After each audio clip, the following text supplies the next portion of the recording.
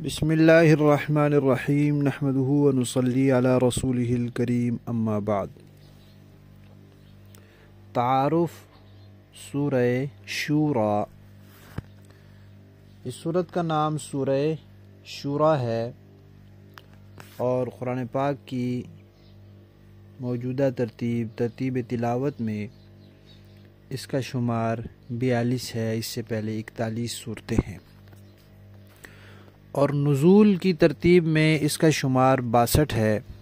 اس سے پہلے 61 صورتیں نازل ہو چکی تھیں اور 7 صورتیں جو مسلسل ہیں نازل ہونے کے اعتبار سے بھی اور قرآن پاک میں ترتیب کے اعتبار سے بھی، جن کو حوامیم 7 کہتے ہیں، ہر ایک حامیم سے شروع ہوتی ہے، ان میں سے یہ تیسری صورت ہے۔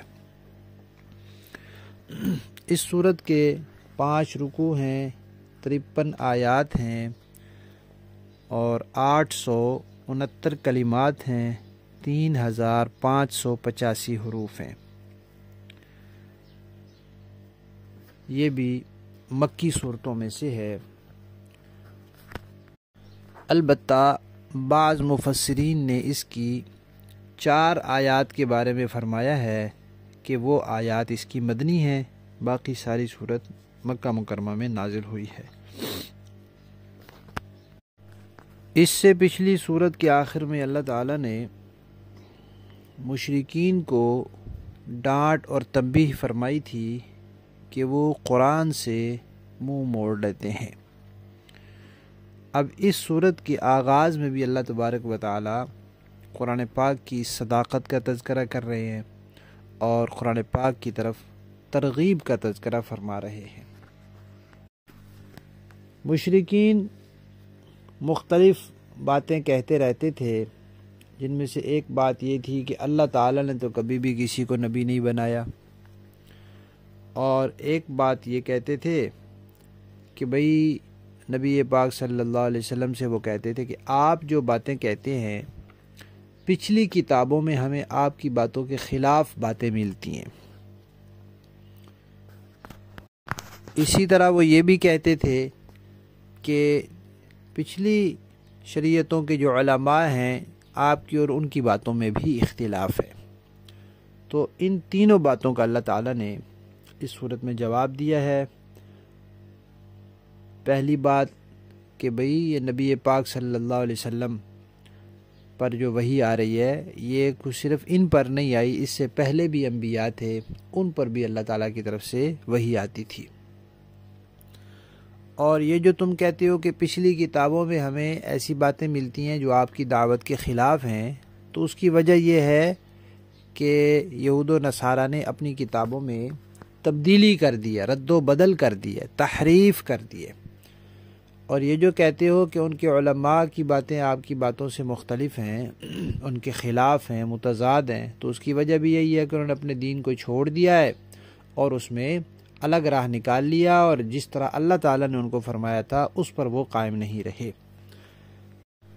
اور یہ چونکہ مکی صورت ہے اس لیے اس میں توحید کا تذکرہ بھی ہے، رسالت کا بھی ہے، قیامت کے اس بات کا بھی ہے، قرآن پاک کی سچائی کا بھی ہے، اسلام کی سچائی کا بھی ہے، اور اس بات کا بھی تذکرہ ہے کہ جو دنیا کے پیچھے لگ جاتا ہے، دنیا پرست بن جاتا ہے، اس کا بڑا برا انجام ہوتا ہے۔ جو حق کا انکار کر دیتا ہے اس کا برا انجام ہوتا ہے، اور آخرت کی زندگی کی جو جزا اور سزا ہے اس کا بھی تذکرہ آیا ہے۔ پھر ایک بات اس صورت میں یہ بھی آئی ہے کہ ایک مسلمان کی کیا صفات ہونی چاہیے، وہ صفات ذکر کی ہیں، اور ایک انسان کو دنیا میں کیسی زندگی گزارنی چاہیے کہ جس سے وہ دونوں جہانوں میں کامیاب ہو، اس زندگی گزارنے کا طریقہ بھی آیا ہے۔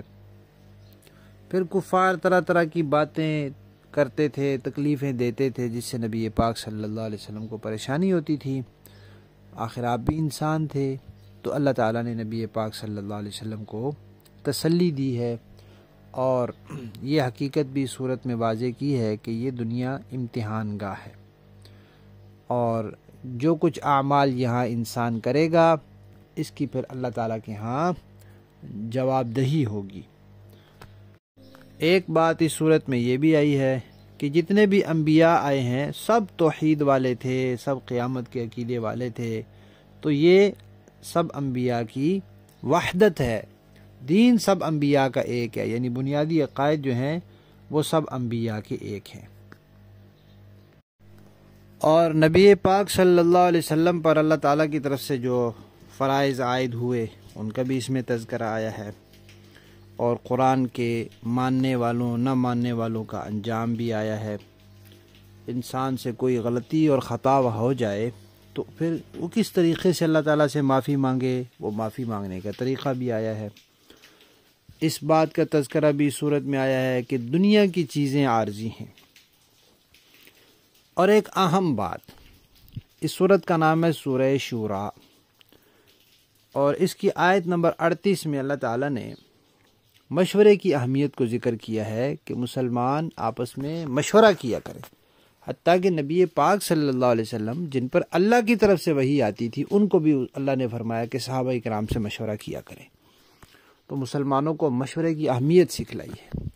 جو حکم قرآن میں واضح آ گیا وہ تو آ گیا، جو سنت میں خلفائے راشدین کے فیصلوں میں آ گیا وہ تو آ گیا، جس پر امت کا اجماع ہو گیا وہ ہو گیا. اس کے علاوہ جو مسائل ہیں ان میں علماء کو بھی یہ حکم دیا گیا ہے کہ وہ مشورہ کریں. ایک صحابی نے نبی پاک صلی اللہ علیہ وسلم سے پوچھا کہ آپ کے بعد کوئی مسئلہ پیش آئے تو پھر ہم کیا کریں؟ تو فرمایا کہ فقہاء اور عابدین سے مشورہ کرو، انفرادی رائے پر نہ چلو. تو مشورے کی اہمیت بھی صورت میں آئی ہے، اور اسی سے اس صورت کا نام سورہ شورا رکھا گیا ہے. اس کے علاوہ اس مشورے کے آداب بھی ذکر کیے گئے ہیں. پھر اللہ تعالیٰ کے راستے میں خرچ کرنا اور اللہ اور اس کے رسول کی بتائی ہوئی جو ہدایات ہیں ان کی روشنی میں اپنی زندگی گزارنے کا اس صورت میں کافی تذکرہ آیا ہے. اور یہ کائنات جب بنی تھی تو اس کی تخلیق کیسے ہوئی تھی اس کو بھی اللہ تعالیٰ نے اس صورت میں بیان کیا ہے. پھر زمین و آسمان میں اللہ تعالیٰ کی قدرت کے، اللہ کی توحید کے جو دلائل ہیں ان کی طرف بھی اللہ تعالیٰ نے توجہ دلائی ہے.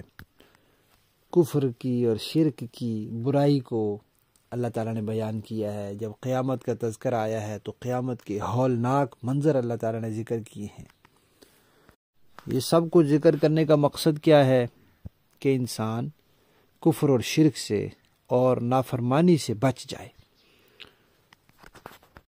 ایک بات اس صورت میں یہ بھی بتائی گئی ہے کہ نبی پاک صلی اللہ علیہ وسلم جس دین کی دعوت دے رہے ہیں پچھلے سارے انبیاء بھی اسی دین کی دعوت دیتے رہے ہیں. یہ اگر کوئی اس کا انکار کرتا ہے تو وہ سارے انبیاء کے مشترکہ دین کو ٹھکرا رہا ہے، اور پھر وہ فرقہ واریت پھیلا رہا ہے، تفرقے بازی کر رہا ہے.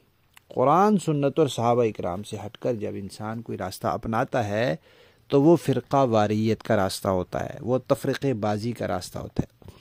اس سے لوگوں کو بچانا ضروری ہوتا ہے. آج کل ہمارے ہاں یہ بالکل الٹ معاملہ چل پڑا ہے کہ کسی غلط راستے کی نشاندہی کرو، غلط عقیدے نظریے کی تردید کرو تو لوگ کہتے ہیں یہ فرقہ واریت کی باتیں کر رہے ہیں.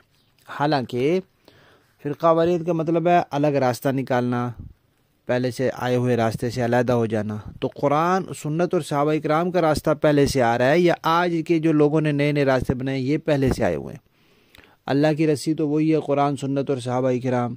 تو جو اس سے علیحدہ ہوتا ہے وہ فرقہ واریت کا مرتکب ہوتا ہے، وہ تفرقے بازی پھیلا رہا ہوتا ہے. تو اس کے بارے میں لوگوں کو آگاہ کرنا، بتانا، اس کا راستہ روکنا، اس کی تردید کرنا علمی طور پر اور عملی طور پر، یہ تو ذمہ داری ہے امت کی، اور یہ فرقہ واریت کے خاتمے کا سبب ہے تاکہ سب لوگ قرآن، سنت اور صحابہ والے بن جائیں. اس کو فرقہ واریت کہنا یہ ظلم ہے اور ناانصافی ہے. گویا کہ قرآن و سنت اور صحابہ کی تعلیمات کو پھر فرقہ واریت کہا جا رہا ہے. استغفر اللہ. اس سورت کے شروع میں بھی یہ حروف ہیں جن کو حروف مقطعات کہتے ہیں، جو الگ الگ پڑھے جاتے ہیں. حامیم، عین، سین، قاف. ان کا کیا مفہوم ہے یقینی طور پر کوئی نہیں بتا سکتا، یہ اللہ تبارک و تعالی ہی جانتے ہیں.